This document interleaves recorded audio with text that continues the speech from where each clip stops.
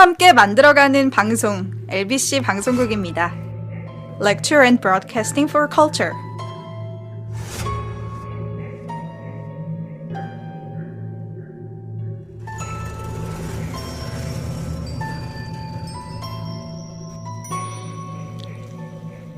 아틀랜타, 바람과 함께 사라지다 배경으로 유명한 곳입니다. 흑인들이 많이 거주하는 대표적인 도시이기도 하지요. 그만큼 인종 갈등이 심했고 KK단의 악명도 높은 곳이었습니다. 1979년 2명의 흑인 소녀들의 시체가 발견되었을 때 사람들은 다시 인종혐오 범죄를 떠올렸습니다. 하지만 계속 희생자가 늘어나면서 몇몇 수사관들이 직감합니다. 인종혐오 범죄가 아니라 연쇄살인이라는 것을. 오늘은 1979년부터 1981년까지 아틀랜타를 공포에 떨게 한 아동 연쇄살인 사건에 대해 알아보겠습니다.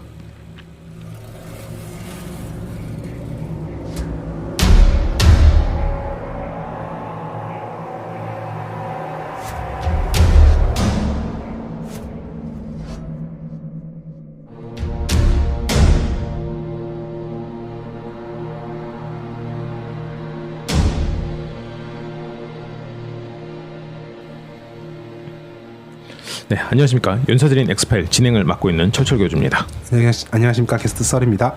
네, 저희가 오늘은 범죄자로 시작하는 게 아니에요. 네. 사건을 먼저 좀 집중적으로 다루면서 얘기를 나눌 텐데, 아틀랜타 아동 연쇄살인이라고 원래 이제 이렇게 불리나요? 아니면 애틀란타 차일드 머더스 이렇게 불립니다. 연쇄살인인데 그냥 머더스라고 해? 아, 시리얼 머더스가 아니냐. 차일드 머더스라고 해서 그런 건지 저도 왜 그런지는 영어가 빈약해서. 아, 그렇군요. 이게 지금 1979년 7월부터 81년 3월 사이에 살해된 거죠. 네. 전부 이제 흑인 애들만 죽어나간 건가요? 23명의 흑인 아동이 살해된 사건입니다. 근데 이게 위키피디아에서 그렇게 나와 있고 또 다른 책에선 27명이라고도 하는 경우가 있고 16명이라고 하는 경우도 있어요. 명확하진 않습니다. 아, 그렇군요. 그러니까 이게 흑인 소년들이 죽었는데 이게 연쇄살인의 일환인가 일종이었나 같은 포함되는 건가 아닌가에 대해서 좀 약간 논쟁이 있었던 것 같아요. 소년들이 죽었구나. 그러면 지금 여기 20몇 명 정확하지 않은 그 인원들은 다 남자 아이들이었나요? 아니요, 여자아이도 포함되어 있었습니다. 어른들도 포함이 돼 있어요. 나중에는. 근데 이 23명에는 포함이 안 돼 있습니다. 23명에는 포함이 안 돼 있는데 4명 이상의 성인들도 살해됐어요. 아, 그렇군요. 네. 그래요. 그러면 일단 처음 살인으로 돌아가서 좀 보자고요. 아까 79년이라고 그랬네요. 네. 79년. 1979년 7월 말 두구의 흑인 시체가 도로 인근 숲풀에서 발견됩니다. 소년 2명의 흑인 소년이 숲불에서. 뭐 사건 희생자 수가 몇 명이냐 가지고 다양한 논쟁이 있지만 확실한 건 이 두 사건이 2명의 사체가 발견되는 게 사건의 시작이란 건 확실해요. 그렇군요. 그 둘은 그러면 동시에 살해돼서 버려진 건가? 아, 이것도 애매해요. 이게 뭐냐면 실종 시기는 이제 나중에 그 소년들이 먼저 발견되고 그 지역에 어떤 소년이 먼저 발견되고 그 지역 수색하다 보니까 다른 소년이 발견되는 형식이었는데 뒤에 발견된 소년이 먼저 실종됩니다. 아, 그렇군요. 그 다음에 그 소년이 실종된 다음에 4일 뒤에 실종된 소년이 먼저 발견되는 거예요. 그럼 둘은 어떤 식으로 살해됐던 거예요? 한 명은 질식사로 살해된 걸로 추정됩니다. 그러니까 먼저 발견된 소년, 나중에 실종된 소년이. 그 먼저 실종되고 나중에 발견된 소년은 22구경 권총을 등에 맞아서 사망한 걸로 나옵니다. 그러니까 이게 버려진 장소는 보면 동일범이 한 것 같아요. 그런데 다른 범죄 방식만 보면 또 다른 사람 같다는 거죠. 다른 거죠. 그러게요. 한 명은 총으로 등을 쐈고 한 명은 질식사, 액살이었을 가능성이 크네요. 그렇죠. 이거 이런 것만 봤을 때는 연쇄살인이다라고 보이긴 힘들었을 것 같아요. 처음엔. 그 애틀란타에 흑인 소녀들이 너무 많이 죽어요. 실종도 되고. 그러니까 이제 연쇄살인이라고 좀 짐작은 못했던 것 같습니다. 그 흑인 노예 제도가 꽤 오랫동안 살아남았던 지역이죠. 그렇죠. 지금 이 시대는 또 이제 흑인 인권 운동이 한창일 때도 약간 말기긴 하지만 1960년대 70년대는 흑인 인권 운동이 한창이었던 동네이기도 하고. 그렇군요. 이게 그러면 전국적으로 이제 관심이 막 쏟아졌을 거 아니에요. 애틀란타시에서 시장이 막대한 보상금을 겁니다. 범인을 알려달라. $100만 주겠다. $100만. 지금 돈으로 이제 10억 정도 되는데 그 당시로 따지면 한 100억은 됐겠다라고 그렇죠. 볼 수도 있나요? 엄청난 돈이죠. 100억인지 아닌지는 알 수 없지만 지금보다 훨씬 더 가치가 높았죠. 그렇겠죠. 그리고 무함마드 알리 아시잖아요. 권투 선수. 그렇죠. 50만 달러를 기증합니다. 많이도 했네. 그리고 당시 대통령이 레이건이었고 부시 아버지 부시가 부통령이었는데 이 관련해서 합니다. 프랭크 시네트라 저는 잘 몰라요. 근데 되게 유명한 가수죠. 프랭크 시네트라를 몰라요? 저는 그냥 이름은 들어봤는데 노래를 몰라요. 근데 그렇구나. 이 사람이 자선 공연도 하는 등 굉장히 전국적인 관심이 몰리기 시작했죠. 그 레벨로 따지면 마이클 잭슨, 엘비스 프레슬리 그리고 그 전에 프랭크 시나트라야 이렇게 보면 돼요.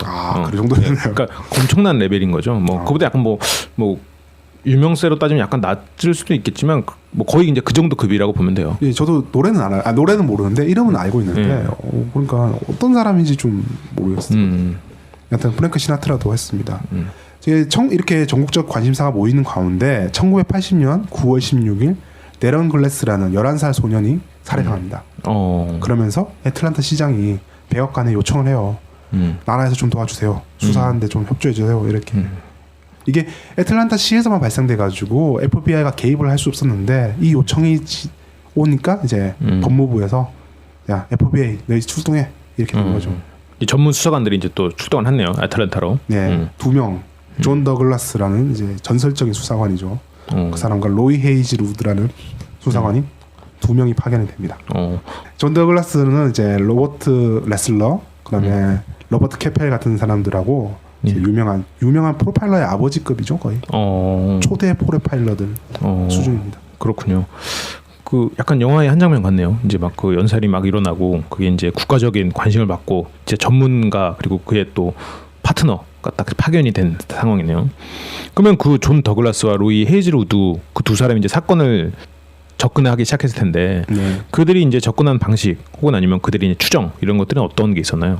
자 일단 존 더글라스, 로이 헤이즐우드는 이제 사건 배경이 어떤지를 먼저 살펴봤어요. 어떻게 된다면 흑인 집단 그 주거지에 공개된 장소, 그러니까 폐쇄된 장소라든지 뭐 으슥한 장소가 아니라 사람들이 많이 보고 다니는 그런 장소에서 아이들이 실종됐다는 걸 알게 됩니다. 조사들을 보니까. 네네. 그리고 이 아이들이 호기심이 많고 굉장히 외향적인 아이들, 뭐 적극적이고 소극적인 아이들이 아니라 많이 돌아다니기도 좋아하고 나돌아다니기 좋아하는 그런 아이. 그렇지만 자기가 사는 지역 아닌 다른 지역으로 가본 적은 별로 없는 아이들. 이런 아이들이란 걸 알게가 됩니다. 그런 아이들이 공통점이 있었군요. 네, 희생자들이 몇몇은 심부름을 오가는 도중에 실종되기도 했었어요. 알파벳 살인 사건이 떠오르네요. 그럼 이 당시에 이제 여러 가지 이 지역에 루머들이 있었을 거 아니에요. 소문들이 무전 살인은 뭐다 아니면 뭐 그런 것들에 대해서 좀 현혹됐거나 아니면 필요한 소문들을 수집한 것도 있었을 텐데 좀 쓸만한 게 있었나요? 대표적으로 세 가지 소문이 있었는데 세 가지 루머 혹은 뭐 고정관념 같은 것들이 있었는데 뭐 결과적으로 다 틀렸죠. 다 틀린 것들이었어요? 지금 그걸 얘기해드리겠습니다.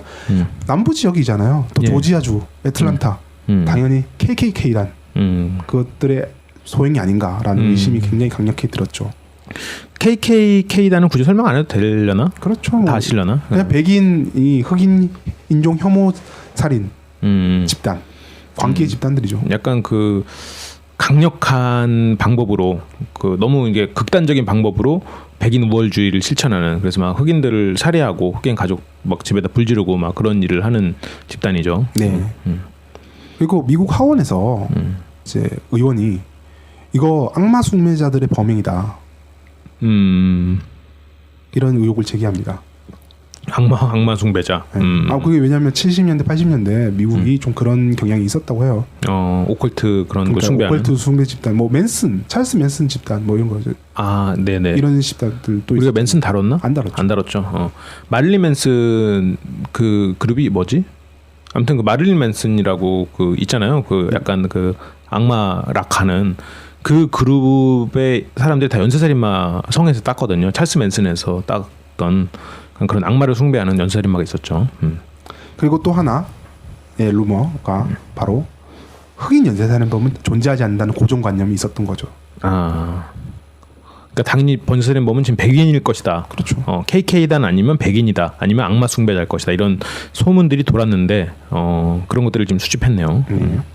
존 더글라스와 이제 로이 헤이즐우드의 가정 첫 번째 가정은 이거였어요. KKK 소행은 아닐 것이다. 왜냐하면 이 사람들은 인종 범죄를 저지르잖아요. 그러면 예. 이거를 광고해요. 막 그 대로변에다 시체를 걸어둬가지고 이거 우리는 이제 인종을 혐오한다 이라는 메시지를 전달하려는 수단 그런 목적이 굉장히 강한 사람들이에요. 그렇죠. 광고와 공포를 심어주기 위한 광고를 목적으로 할 텐데 그런 게 없었네요. 근데 이거하고는 범행 수법이 완전 매치되는 거죠. 뭐냐면 시체는 잘 안 보이게 수풀 같은 데서 발견되고 심지어 나중에는 강물에 던져버립니다. 강물에 유기해요. 그러네요. 그럼 처단이라는 형식도 아니에요. 심지어. 그럼 당연히 KK단 소행은 아닐 것이다. 그리고 하나가 제거됐네. 루머 하나가. 그리고 그 악마 숭배는 아예 생각도 안 해요. 이 사람. 아 그러네요. 아예 생각도 안 하고. 두 개가 지워졌네. 루머가. 두 번째는 흑인 연쇄살인범이다. 왜냐하면 백인 범인이라면 흑인 밀집 주거지에 와서 흑인 아이를 데려가는데 흑인들이 그렇게 눈에 띄는 거를 목격한 사람이 별로 없다는 거는 말도 안 된다. 그렇죠. 나도 처음에 그 사건 상황을 들었을 땐 이건 흑인이겠는데라는 생각이 들었었어요. 그렇죠. 사람들이 흑인 밀집 지역에 백인이 와서 백인이 흑인 아이를 데려간다. 좋은 뜻으로 데려가도 사람들이 좀 이상하다라고 볼 건데. 그렇죠. 이상하죠, 당연히. 실제 목격담에는 이제 파란색 트럭에 희생자가 탔다라 정도는 있어요. 그러니까 뭐 백인인지 흑인인지 알 수 없었다긴 하지만 적어도 흑인 연쇄살인범의 확률이 훨씬 더 높다라고 이 사람들은 가정을 합니다. 그렇겠죠. 아무래도 눈에 안 띄는 거는 백인의 눈이 확 띄었을 테니까. 네. 뭐 다른 가정이 또 있었나요? 그리고 이제 이 사람들이 이제 짐작했던 건 16건이었어요. 이때 사건이 덜 진행된 것도 있었지만 총 봤을 때 이 사람은 16건을 생각했거든요. 23건이 아니라 16건. 이 시점에서 아니 최종까지도 16건이라는 사람은 생각을 해요. 네네. 어른까지 다 포함해서 16건이라고 생각하는데 이 모든 사건이 동일범의 짓은 아닐 것이다 라고 생각을 해요. 왜냐하면 수법이 너무 다르고 대상도 다르거든요. 존 더글라스 같은 경우는 왜냐면 이제 여자아이가 납치됐는데 여자아이 납치되는 방법이 완전 달라요. 납치 방법이? 집에서 납치됐어요. 한 명은. 집에서 실종이 되는 거죠. 정확히 말하면. 집에서 실종됐고 나중에 사체가 발견되는데 이 방식은 아니다. 이 적어도 동일범의 소행은 아니다라는 걸 2명 이상의 범죄자가 개입됐다 이 사건에 라는 걸 알고 있죠. 서로 같이 행동도 안 하고 별개로 행동하는 2명 이상의 범죄자가 이 사건에 포함되어 있다. 그러니까 공범이 아니라 다른 살인범이라는 거죠. 그럼 흑인 연쇄살인범 여기도 지금 처음에 흑인 연쇄살인범 없다라고 가정을 했잖아요. 그 루머에서는. 근데 지금 좋은 그 FBI 수사관이 흑인일 수도 있다라고 생각을 했는데 그러면 실제로 흑인 연쇄살인범은 적나요 숫자가? 적긴 합니다. 미국적 기조 통계 자료에 따르면 13에서 22% 혹은 16% 정도가 이제 흑인이다라는 흑인 연쇄살인범입니다. 연쇄살인범 중에 13에서 22% 혹은 16%가 흑인이다라고 합니다. 아 그래요? 근데 통계 자료가 조금씩 다르니까. 이거는 근데 내가 지금 얼핏 생각하기로는 미국에 흑인보다 백인이 더 많이 살지 않나요? 그렇죠. 그거는 그러니까 100만 명당 흑인 100만 명당 연쇄살인범 비율이랑 백인 100만 명당 연쇄살인 비율을 비교를 해봐야 될 것 같긴 한데, 그러니까 애초에 그냥 분모가 다르니까 다른 건 아닌가라는 생각도 조금 들긴 들어요. 그럴 수도 있죠. 이게 전 세계 통계로 알고 있어요. 저는. 아 그래요? 그런 전 세계 통계인데 이게 뭐냐면 미국은 저희가 저번 시간에 얘기했지만. 나름 이제 수사 같은 게 잘 돼서 연쇄살인범을 잘 포착하는 것 같아요. 우리나라도 그렇겠지만. 근데 뭐 아프리카, 뭐 빈곤 국가들, 자기들 당장 먹고 살기 힘든 국가들 이런 데서 연쇄살인범을 잘 찾을 수 있었을까 이런 걸 떠올리면 아무래도 통계에서 벗어나고 있는 것들이 많을 수도 있죠. 그렇죠. 그런 것들. 그렇기 때문에 좀 흑인들은 약간 과소 측정됐을 수 있다. 연쇄살인범도 그렇고 살해 당한 사람도 그렇고. 그러니까 반대로 이거에 대한 반대로 방금 흑인 희생자가 과소 측정돼서 오히려 연쇄살인범으로 인식 못 되고 있는 경우도 있을 수도 있다. 그런 것도 있죠. 그렇군요. 보통 흑인은 흑인을 죽이고 백인은 백인을 죽이는 경우가 많죠. 네, 그렇습니다. 동일 인종 범죄가 많아요. 뭐 제프리 다머처럼 뭐 흑인 죽이다가 뭐 다른 인종 죽이다가 딱 그런 경우도 있지만. 그렇군요. 보통 이제 동일 범죄 인종이 많으니까 상대적으로 흑인이 통계가 좀 낮게 잡혔을 수도 있다. 하지만 흑인이 없는 건 아니다라는 얘기를 하는 거죠. 그래요. 그러면 그 다음 과정으로 한번 넘어가 보죠. 이 사람들이 이제 통계적으로 가정을 해봅니다. 네. 그러면 흑인이 범인이면 어떤 예. 흑인이 범인일 것인가? 일단 흑인 여자일 확률은 낮다. 흑인 남자일 것이다. 그리고 그 연쇄살인범들의 주요 특징 중 하나가 권위 있는 직업을 좀 선망을 해요. 아, 그렇죠. 권위는 자기가 남을 지배하고 싶고 통제하고 싶은 욕구가 있으니까 보통 그게 미국에서는 경찰에 대한 추종, 경찰에 대한 선망으로 나타나요. 맞아요. 막 그 연쇄살인범들이 청년단 막 이런 데 가입해 있기도 하고 그런 경우가 많았죠. 나중에 보면 경찰 연쇄살인마도 있어요. 나중에 저희가 기회되면 소개해드릴 텐데 어쨌든 경찰 되게 업무에 무섭다. 경찰 업무에 굉장히 관심을 갖고 경찰 업무를 경찰을 이제 뭐 동경하는 그런 사람일 것이다. 그래서 그렇기 때문에 이 사람은 그 경찰견, 세퍼드나 도베르만이죠. 이런 걸 키울 확률이 있다라고 추정을 합니다. 근데 이 부분은 솔직히 제가 이 사람 쓴 책을 읽었는데 네. 이건 자기가 좀 오버한 것 같아요. 그렇죠. 세파트나 도베르만을 키우려면 돈이 많아야 되잖아요. 마당이 있거나 그렇죠. 뭐 그런 것들이 포함되려면 약간 경제적 수준까지도 지금 고려를 해야 될 것 같긴 한데 이게 나중에 끼워 맞추기 같은데 이거는 뭐 자기는 그랬다고 추정했다고 하니까 뭐 일단 넘어가겠습니다. 그다음에 독신일 확률이 높. 왜냐하면 성추행 흔적이 없어요. 성폭행 흔적도 없고 그런 거 보면 이 사람은 성적으로 불안전할 것이다. 범인은. 그리고 동성범죄잖아요. 네네. 그럼 여자친구도 없을 것이고 분명히.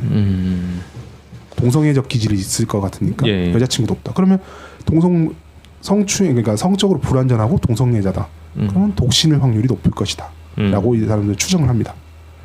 독신에 경찰 업무에 끼어들고 도베르만이나 세파트를 키우는 흑인 남자. 상당히 좁혀졌네요. 그리고 희생자 물색에 시간이 많이 필요하다는 거죠. 예. 우리는 뭐 연쇄살인범 중에 어떤 연쇄살인범은 이런 사람도 있어. 그냥 길 가던 사람 아무나 잡고 이렇게 하는 사람도 있는데 자신의 범죄 대상을 꽤나 깊게 주목하고 떠나다니면서 물색하는 과정이 그런 연쇄살인마도 많거든요. 네. 이런 계정으로 본 거죠. 그리고 또 낮에 이제 실종되잖아요. 예. 낮에 시간에 범죄가 발생했다. 공공한 장소에서. 네. 그러면 뭐냐? 이 사람은 적어도 정규직 그러니까 아침부터 저녁까지 일하는 그런 정기적인 일을 하는 사람은 아닐 것이다. 그렇네요. 프리랜서일 확률이 높고 음악계통 일을 할 가능성이 높다고 이제 이 사람들은 추측을 합니다. 그건 왜 그랬을까? 아마 이게 이 부분에서는 명확하게 얘기를 안 해줘요. 네. 본인들도 제가 짐작하기로는 이 사람들이 이제 프리랜서 애틀란타의 프리랜서가 어떤 일을 많이 했던가, 특히 흑인의 젊은 프리랜서가 어떤 일을 많이 했을까. 그러면 음악 쪽이 일이 많았다. 이래서 그런 쪽 추정을 했던 걸로 보입니다. 그렇군요. 굉장히 지금 좁혀 들어갔네요. 지금 이것만으로도. 잠깐 별도 얘기인데 전직 경찰관 출신의 범죄 전문가인 여성 범죄 전문가 앤 룰이라는 사람이 이제 이런 말을 해요. 그러니까 범죄 전문가인데 여성인 거죠. 예. 범죄 전문가로 굉장히 이름이 높습니다. 이 사람. 일반 미국인은 1년 내 2-3만 킬로밖에 주행을 안 한대요. 2-3만 킬로 저는 운전을 잘 안 해서 모르는데 2-3만 킬로면 좀 많은 건가요? 저는 보통 그 지방으로 강의를 하러 다닐 때가 아니면 15,000 정도 하고, 그러니까 그러니까 출퇴근하는 사람 정도가 15,000 정도 달립니다. 1년에. 뭐 미국은 좀 더 멀리 네네. 가야 되는 일이 그렇죠. 있으니까 연쇄살인범은 1년에 30만 킬로를 주행한대요. 엄청나게 범죄 대상을 물색하고 돌아다닌다는 거죠.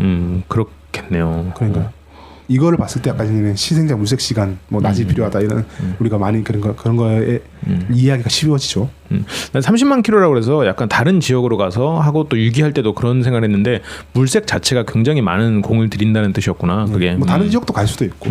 오케이. 그렇군요. 또 다른 가정이 있었나요?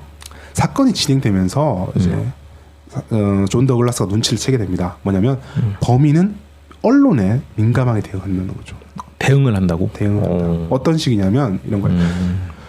이 사건이 굉장히 전국적으로 주목을 받잖아요. 예. 관심. 그러니까 언론에 뭐 기사 수사 담당자들이 뭐 조금 한 말이라든지 행동들이 언론에 알아서 따다닥 보도돼요. 네. 한 번은 이제 이게 가짜 범인이 협박 전환합니다. 나는 뭐 시체를 얻어놓은 애 숨겼지 찾아봐 뭐 이런 식으로 한 거예요. 네. 나중에 이 사람 잡히긴 하는데. 협박범 잡혀요? 네, 잡히는데. 잡았는데 이 과정들이 뭐 언론에 보도가 되잖아요. 네. 가니까 이거 협박범죄 가짜들이라 이런 식이니까 나중에 이 사람이 거기에다 시체를 유기해 버립니다. 진짜 범죄. 협박범이 가짜로 했던 그 얘기에다가 가짜로 얘기했던 장소에 진짜 범죄 진범이 진짜 실체를 그쪽으로 유기를 해봅니다. 근데 이 장소가 이때까지 했던 장소, 유기했던 장소랑 완전 다른 장소인 거예요. 그렇군요. 그리고 희생자의 사체에서 예.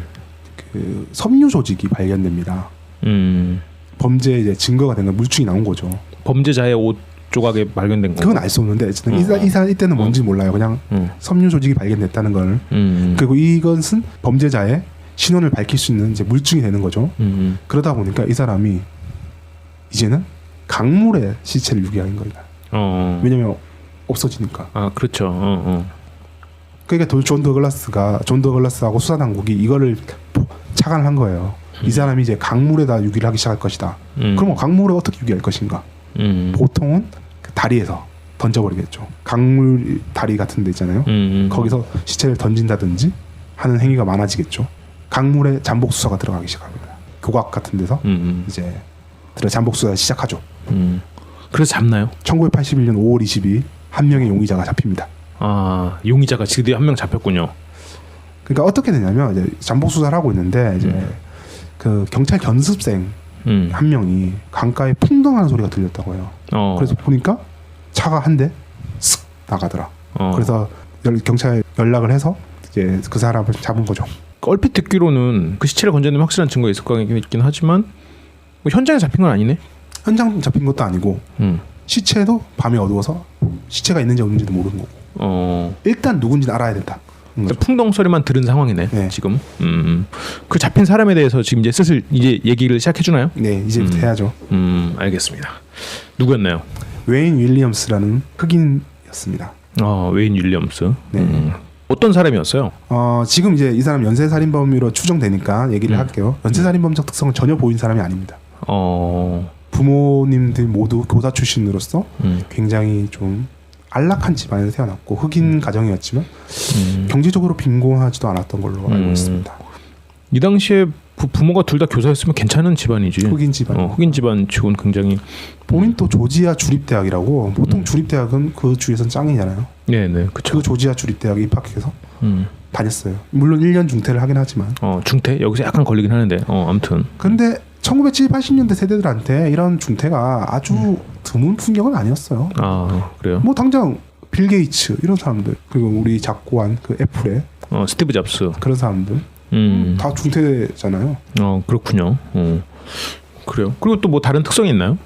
청소년기부터 라디오 방송에 지대한 관심을 가졌습니다. 그래서 지하실에 라디오 방송국 자기만의 라디오 방송국 개설하기도 했죠. 우리처럼? 그보다 앞선 사람이죠. 그렇군요. 훨씬 더 환경이 안 좋았을 텐데. 그냥 음악 프로듀서로 활동을 해서 뭐 JS TV 원더를 발굴하겠다. 포부를 가진 나름 열심히 산 사람이에요. 그러네요. 프리랜서 사진 작가로서 활동하기도 합니다. 뭐 다른 조건에 되게 많이 들어맞네요. 당연히 혼자 살고 있었을 테고. 부모님이랑 같이 살았다. 부모님이랑. 네. 그렇군요. 뭐 다른 특이사항, 범죄 경력이라던가 이런 건 전혀 없나요? 그런데 몇 가지 좀 걸리는 게 있어요. 왜냐면 허풍선의 거짓말쟁이로 좀 낙인을 찍혔어요.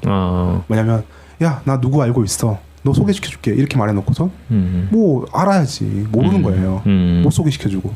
그 사람들이 너 씨 거짓말쟁이잖아 이렇게 하니까 이 사람이 범죄의 이불이 엎친되면 약간 사회적으로 고립된 상태였다고 합니다. 그리고 그러면 뭐 딱히 뭐 범죄는 없는 거네요. 범죄는 아닌데 경찰관을 사칭한 경력이 있어요. 이것 때문에 벌금을 물었던 적이 있다고 알고 있습니다. 아까 그 프로파일링이랑 굉장히 많은 부분이 일치하네요. 그렇죠. 그러니까 지금 좀 저는 의심스러운 게 존 더글라스가 끼워 맞추기 한 거 아닌가 이 사람한테 끼워 맞추기 한 거 아닌가 이런 생각이 좀 들어요. 당연히 개를 한 마리 키우고 있긴 했겠네요. 네. 끼워 맞추기를 했다니까. 독일산 세퍼드 한 마리를 키우고 있었습니다. 세퍼트를. 그리고 사건 사고의 현장이 관심이 많았어요. 이 사람이 라디오를 하다 보니까 단파 수신기 같은 건 잘 알잖아요. 네네. 그걸 이용해서 경찰들은 뭐 단파 수신기로 막 뭐 어디 출동하세요 이런 거 많이 하잖아요. 네네. 경찰관들의 업무를 파악하고 사건 사고 현장을 먼저 찾기도 합니다. 이게 언론이 굳이 나지 않았어도 어느 정도 경찰의 동선을 파악하고 있었겠네. 그럴 수도 있죠. 다리 밑에 잠복 수사했다 이런 것들은 아마 경찰도 조심했을 테니까 몰랐겠지만 그래도 어느 정도 알고 있었을 거로 보입니다.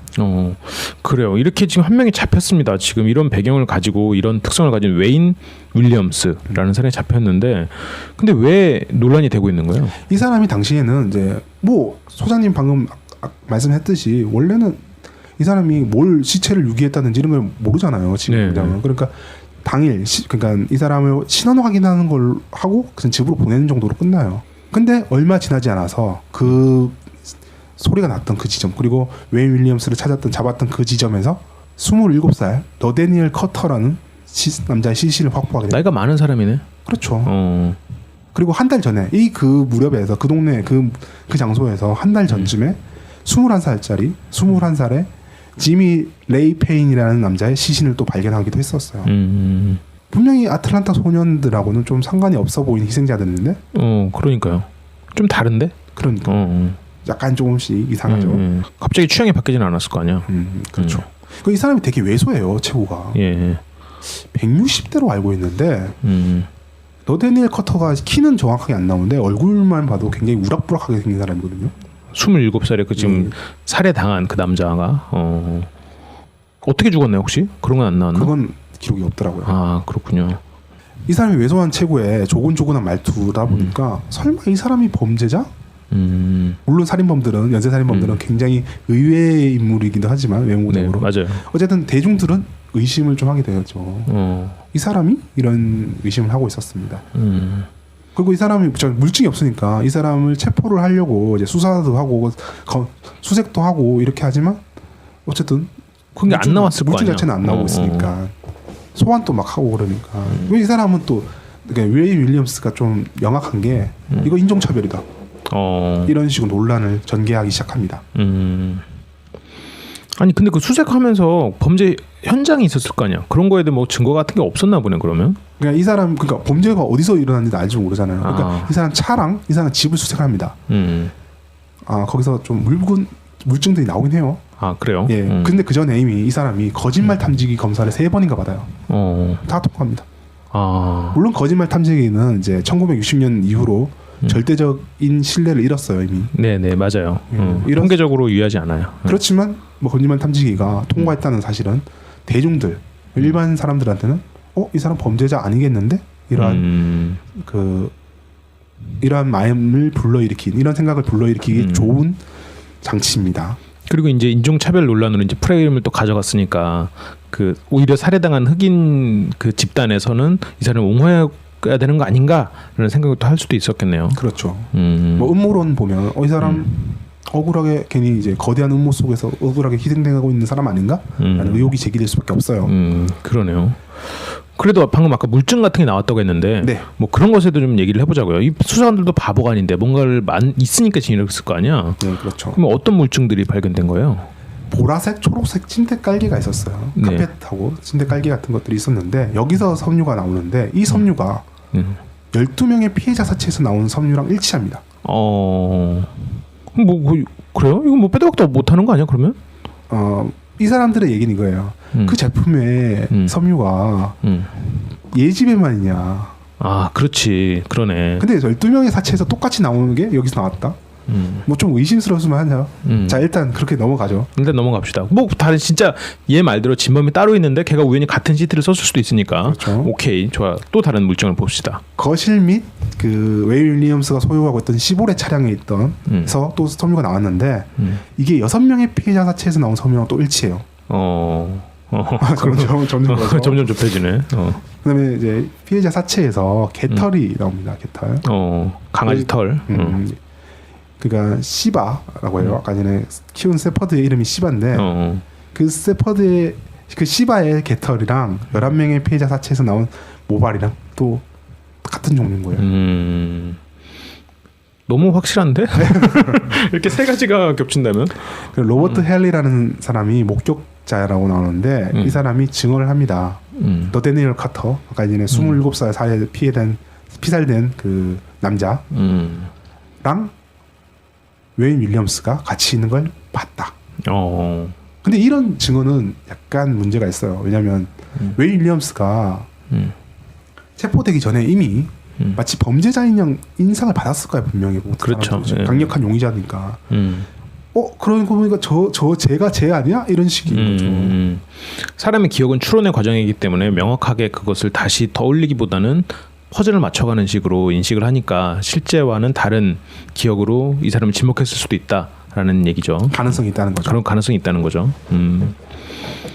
그래도 지금 다른 물증을 봤을 때 나는 좀 확실하지 않나 싶은데 이게 어쨌건 의혹이 남아 있고 법정에서도 계속 공방이 이루어졌을 거라는 생각이 들어요. 지금 썰의 얘기들을 들어보면 법정에서 검찰 측에서는 이 사람을 지미 페인, 너데니엘 커터, 그러니까 20대 넘은 둘 다 성인이죠. 네. 이 두 명의 살인 혐의로 기소를 합니다. 그러니까 이 사람은 공식적으로는 그게 아니에요. 아동 연쇄 살인범으로 기소된 게 아니에요. 근데 이제 이 살인 혐의로 기소됐고 이걸 이 혐의를 다투는 법정 공방에서 다른 아동 연쇄 살인과의 증거가 다르기 시작해요. 이게 우리나라는 이게 안 될 거예요. 그렇죠. 왜냐하면 관련 없는 사건에 증거를 뭐하러 이제 다루냐 이런 식일 거예요. 일본은 이게 된다고 알고 있는데 명확하진 않습니다. 근데 당장 조지아주가 아니라 다시 다른 주에서는 이게 안 돼요. 아, 또 주별로 다르구나. 네, 미국은 또 주별로 달라요. 사건하고 상관없는 우리가 법정에서 다루는 사건하고 상관없는 사건의 증거는 뭐 다루지 않는다. 근데 조지아주 형법에서는 다룹니다, 이거를. 아, 그렇군요. 그래서 지금 다른 그 아동 연쇄살인에 대한 지금 증거까지도 같이 다뤄졌네, 법정에서. 이 사건의 진범이 아니냐 이런 식으로. 그리고 또 이게 법정 공방이 좀 약간 웃기게 진행됩니다. 왜냐하면 우리가 지금 과학적이고 체계적인 수사하고는 좀 다른 방향으로 진행된 게 뭐냐면 배심원들 상대로 한 이미지 게임 같이 진행이 돼요. 범인처럼 보이는 사람 하면서 하나 둘 셋 하면 찍는 거야? 그런 진짜 정말 나쁘게 말하면 그렇게 되는 거예요. 오제이 심슨 사건이라고 혹시 아세요? 네네, 알죠. 그 사건이 굉장히 진짜 세계적으로 비난을 많이 받거든요. 미국 배심원 제도가 얼마나 엉망인 제도인지 보여주는 사건이다. 과학적으로는 제가 범인인데 왜 범인이 아니라고 하냐. 이미지 게임에서 이긴 거예요. 이 법정에서도 이미지 게임이 전개가 됩니다. 뭐냐면 얘가 범인이냐 아니냐. 소장님 말씀 맞대나, 조준님 말씀대로 물증이 얘를 가리키고 있는데 왜 얘가 범인이냐 아니냐는 이미지로 결정되냐 말이죠. 아, 그러네요. 그러니까 그 웨이 윌리엄스 측 변호인들은 이 작고 이 연약한 손이 그 많은 사람들을 죽였다고 생각하십니까? 라는 식으로 변론이 전개가 돼요. 처음 검찰 측은 물증만 드러내는 거죠. 야, 이 물증 봐라. 얘가 가리키지 않냐. 얘가 범인이지 않냐. 이런 식으로 하는데 처음에는 웨이 윌리엄스 측에 유리하게 갑니다. 이미지 게임에서 이기니까. 심지어 그 변호인들이 배심원들이 다 흑인이에요. 다 흑인인데 얘가 범인이 아닐 것이다. 이런 이미지 게임. 너무 왜소한 제가 설마 범인이야? 이런 식으로. 그렇군요. 그래서 법정 공방이 있었다. 진행되죠. 그래서 이제 전략을 바꿉니다. 검찰 측에서. 네, 전략을 바꿔요. 어떻게 하냐면 얘에게 범죄자 이미지를 심어줘야 된다. 얘를 도발하는 거죠. 계속 길게 쓸데없는 질문을 하면서 애를 지키지 좀 정신적으로 좀 흔들리게 만들고 바닥에 그 심리를 꺼집어내기 위해서 또 짜증나는 질문들 뭐 했죠. 그렇죠. 당신이죠. 뭐 이런 식으로 그러면서 결국적으로 이 사람 팔을 살짝 잡으면서 이랬다고 해요. 당신 죽을 때 쾌감을 느꼈나요? 이런 식으로 조곤조곤하게 묻는 겁니다. 그러니까 이 사람이 순간적으로 웨이 윌리엄스가 순간적으로 폭발을 해요. 검찰들하고 이제 FBI 수사관들한테 너희 뭐 멍청이 쓰레기 뭐 사기꾼이다 뭐 이런 식으로 막 폭언을 퍼붓는 거죠. 배심원들이 그걸 또 봅니다. 이미지가 무너진 거죠. 이 작고 연약한 시민이 아니라 이제 폭력성을 드러내는 그런 아이다. 검찰 쪽에서도 굉장히 전략을 잘 세웠네요. 전략이 먹혀들었고. 존 더글라스는 자기가 했다고 합니다. 자기가 그 전략을 입안했다고 합니다. 그래요. 원래 그 역사적으로 남은 위대한 사람 중에는 잘난 척을 좋아하는 사람이 많죠. 존 더글라스도 약간 그 자존감을 사람들한테 과시하면서 그런 캐릭터 같긴 한데 아무튼 결국 이 이미지 게임에 검찰이 승리하게 되죠. 네. 이런 식으로. 결국 그래서 웨이 윌리엄스는 2차례 종신형을 선고받습니다. 그리고 지금 이 사람이 연쇄살인범으로 나와 있어요. 그렇군요. 몇 명 죽였다고 보면 판단돼요? 2명 기소한 걸로 지금 됐으면 2명 죽인 거잖아. 그러니까 이 사람이 기록이 뭐 제각각입니다. 존 더글라스는 이 사람을 16명 죽였다고 생각하고 있어요. 근데 위키피디아는 31명으로 나와 있어요. 2명에서 31명 이런 식인 거예요. 실제로 이 시대에 다른 연쇄살인마가 있었을 거라는 생각은 들어요. 지금 동시대. 연쇄살인마는 아닐지언정 복수의 범인은 있었을 거라는 거죠. 그러면 웨인 윌리엄스가 어쨌건 그때 폭발은 하긴 했지만 지금 뭐 의혹이 남았다 어쩌다는 걸 들어보면 범행을 인정하지 않았나 봐요. 네, 30년 동안. 30년 동안 지금 30년이 지났구나. 네, 넘었죠. 결판은 다시 태어나도 종신형으로 났는데 이번 종신형 2번이니까 이번 생에 종신형, 다음 생에 종신형. 그런데 뭐 그러면 이 사람이 인정하지 않고 있으니까 결국 동기 뭐 살인 상황 그런 거 뭐 전혀 모르는 거네 지금. 그렇죠. 이게 또 참 연쇄살인에 관련돼서 이게 또 문제인 거예요. 그러니까 목격자가 없잖아요. 네네. 살인자만 목격자인 거예요. 살인자가 범인이자 목격자인 거예요. 그 사람이 말을 안 하면 어떤 곳에서 어떻게 죽였는지 대해서 알 수가 없는 거예요. 희생자들이. 물증이 없으니까. 그렇군요. 그럼 그 뒤에 뭐 우리가 이제 발전을 했잖아. 범죄 수사 과학이 발전을 해서 혹시라도 뭐 DNA 검사하거나 아니면 뭐 새로운 뭐 그걸 맞춰진 그런 건 전혀 없나? 있죠. 물론 있습니다. 그 당시가 1982년이죠. 네네. 저희가 그 베르나르도와 칼라 호몰카 사건을 다뤘잖아요. 그때 말씀드렸죠. 1985년. 부터 이제 유전자 검사가 이제 슬슬 도입이 되기 시작해요. 네네. 그러니까 이전의 사건이죠. 예. 사람 유전자도 그런데 개 유전자는 당연히 안 됐겠죠 그 당시. 그 시바. 그렇죠. 셰퍼튼 시바. 인도의 파괴신 이름인가요? 아마 그렇겠죠. 네. 시바의 유전자 검사가 이러지 않았잖아요. 네. 그러니까 계속 그 요구를 하는 거죠. 야 시바 검사 해보자. 해보면 알 거 아니냐. 이런데 결국 2007년에 DNA 검사를 합니다. 그 개의 DNA를 네, 사체에서 발견된 모발과 이제 시바의 모발을 비교를 해요. 근데 이게 제가 좀 죄송한 게 뭐냐면 이게 이 부분은 제가 잘 모르는 부분이에요. 과학적 부분이 나와가지고 뭐냐면 미토콘드리아 DNA 검사라는 게 있고 핵 DNA 검사라는 게 있대요. 그 중에서 핵 DNA는 완벽히 그 사람 한 개체의 DNA를 측정할 수 있는 반면에 미토콘드리아는 약간 아주 극소수지만 같이 공유한 사람이 있다고 합니다.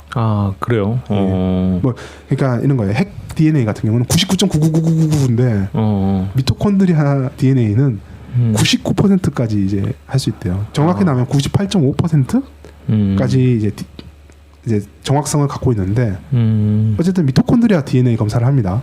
그렇군요. 뭐 핵 DNA는 주민등록번호고 미토콘드리아 DNA는 뭐 그 사람의 ID 같은 거라고 그렇죠. 그렇게 판단할 수도 있겠네요. 네. 미토콘드리아에서 이제 같은 유일 것이라고 확인됩니다. 그러니까 100분의 1 확률 아닐 것은 100분의 1 확률인 거예요. 99%가 확보된 거죠. 99% 확보됐네. 네. 근데 반대자 입장에서는 당연히 1%가 아니다. 그렇죠. 1%가 아닐 수도 1% 있다. 가능성이 있는데 아니 핵 DNA 하면 될 걸 왜 미토콘드리아 DNA로 하니? 이런 의혹을 제기하는 거죠. 그러니까 거기서는 이제 핵으로 안 했다. 그걸로 이제 반론을 거는구만. 근데 왜 핵으로 안 했지? FBI 측이 이후에 또 실험을 했습니다. 네. 미토콘드리아 DNA 검사는 99.5%의 신뢰성을 갖는다. 99.5%면 확신할 수 있는 거 아니야? 여기서는 이제 웨인 윌리엄스가 거의 범죄자로 확실하게 최소한 12건의 범죄는 저질렀다라고 이제 중론입니다. 10.5%. 그 정도면 거의 이제 확신할 수 있는 수치라고 볼 수 있는데 이게 뭐 비행기 사고도 아니고 물론 항공 사고다. 근데 99.5%에 안전하다. 그러면 안전하지 않은 거거든 그건. 근데 이건 그런 문제가 아니란 말이지 지금. 네. 그런데도 지금 반론이 일어났네. 그러니까 지금 반론 제기한 애들은 핵 검사로 하면은 아니다고 나오는 거 아니냐. 뭐 이런 식으로 지금 반론을 하고 있는가 보네요. 그 뒤로 그러면 핵 검사를 하면 되는 거 아니야? 왜 안 했지 진짜? 뭐 FBI 측에서 뭐 반론한 게 있나요? 네, FBI는 뭐 딱히 반론 안 해요. 그러니까 존 더글라스 개인 입장으로는 존 더글라스 개인 입장으로는 이제 분명히 웨인 윌리엄스는 범인이 맞다. 적어도 12건 이상의 범인, 12건의 범인은 확실하다. 살인범은 진범이다. 이런 식으로 얘기를 합니다. 그렇군요. 2010년에 CNN 특집 방송을 합니다. 이 사건을 다루는데 특별히 다뤄요. 막 관계자들, 심지어 웨인 윌리엄스하고 인터뷰도 해요. 그때도 뭐 자기는 아니라고 말하고 있었겠네. 굉장히 강조하죠. 2시간짜리 막 특집 방송을 하는데 그 다음에 이제 특집 방송 한 다음에 시청자들을 대상으로 설문을 합니다. 웨인 윌리엄스가 범인일까요? 아닐까요? 확실하지 않다. 모르겠다. not proven 이것까지 해서 세 가지 선택지를 줍니다. 68.6%가 네네. 유죄다. 아. 웨인 윌리엄스가 범인이다. 그 CNN 특집 방송을 본 청취자 중에 68.6%, 네. 근사치 69% 정도가, 그러니까 3분의 2네요. 3분의 2보다도 더 많은 숫자가 윌리엄스가 범인이다라고 확신을 했네요. 네. 4.3%가 무죄다. 그 다음에 27.1%가 not proven 모르겠다. 를 선택했어요. 그렇군요. 현재 물증 봤을 때는 웨인 윌리엄스 범죄이 유력하죠. 그렇죠. 모든 물증이 다 그쪽을 가리키고 있는데 그거는 아니라고 보긴 좀 힘든데. 근데 존 더글라스 같은 경우에도 그러면 여기는 100% 확신하고 있는 거죠. 존 그렇죠. 더글라스 같은 경우는 연쇄 살인범이다. 다만 나머지 사건들은 그 당시에도 그 몇몇 사건들은 지인이나 가족 등에 의해서 자행됐을 것이다. 그런 견해를 갖고 있었어요. 웨인 윌리엄스라는 연쇄살인마에 묻어서 자기 범죄를 은폐한 그런 인간이 있을 것이다. 하지만 그 인간은 안 잡혔네. 그런 의혹이 있을 것이다라는 거네요. 네. 오늘 이게 또 웨인 윌리엄스를 다룬 것이 아니라 사건 자체를 집중해서 진행을 해봤는데 또 새롭네요. 굉장히 새롭고 다양한 방식을 한번 해봐야죠. 그렇군요. 저희 이제 다음 편 예고를 하면서 오늘 방송을 또 마치도록 하겠습니다. 저희 다음 편 예고 있나요? 예, 있는데 어떻게 이번 주는 이제 한번 가볼까요? 다시? 아 그래요? 아니면 이번 다음 편은 의혹이라든지 뭐 이런 게 없습니다. 그냥 이 사람이 범인이에요. 확실해요. 그래요? 그냥 확실한 범인이고 그런데 한번 일단 나라만 좀 알려주세요. 나라와 지역. 미국입니다. 미국. 워싱턴 주예요. 워싱턴. 아니야, 워싱턴 DC가 아닙니다. 워싱턴 주예요. 워싱턴 시애틀이라고 생각하면 돼요. 시애틀. 내가 미국에 대해서 잘 몰라가지고 워싱턴 DC랑 워싱턴 주의 차이를 잘 모릅니다. 워싱턴 DC는 미국 수도로서 동부에 있고 워싱턴 네. 주는 그 LA 위쪽이라 생각하면 돼요. 그렇군요. 전혀 다른 곳이구나. 서북부 지역. 굉장히 늦게 이제 된 지역이죠. 저번에 우리가 처음 다뤘던 이제 테드 번디가 이 동네 사람이에요. 그러네요. 그 지역에서 일어난 연쇄살인. 그린 리버라는 동네가 있어요. 그린 리버는 강이 있어요. 그 강을 중심으로 벌어진 연쇄살인들인데 찾아보셔도 됩니다. 찾아보셔도 돼요. 뭐 찾지 말라는 거 아니에요. 찾아보면 금방 나옵니다. 이 사람은. 제가 왜 이렇게 하냐면 이번에도 한번 수사관 눈으로 한번 따라가 보자. 연쇄살인범을 한번 따라가 보는 게 어떨까.